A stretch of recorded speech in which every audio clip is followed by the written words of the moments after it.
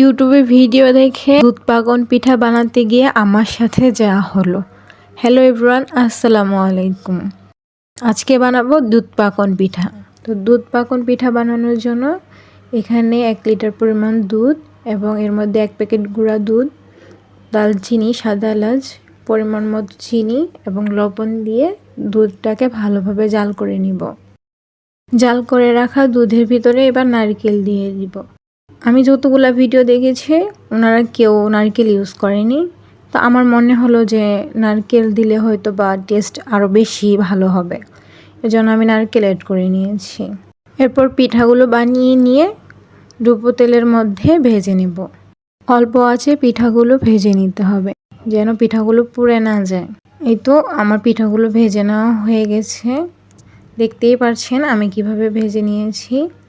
এরপর এই পিঠাগুলো ঠান্ডা হয়ে গেলে জাল করে রাখা দুধের ভিতরে পিঠাগুলো দিয়ে দিব। এরপর পিঠাগুলোকে দুধের মধ্যে ভিজিয়ে 1 থেকে 2 ঘন্টার জন্য রেস্টে রেখে দিতে হবে যেন পিঠাগুলো ভালোভাবে দুধের সাথে মিশে যেতে পারে। এতে করে পিঠাটা খেতে খুব ভালো লাগবে। এই তো আমার দুধ পাকন পিঠা রেডি। দেখতেই পাচ্ছেন পিঠাটা দেখতে কত সুন্দর হয়েছে, খেতেও ওইরকম মজা হয়েছে।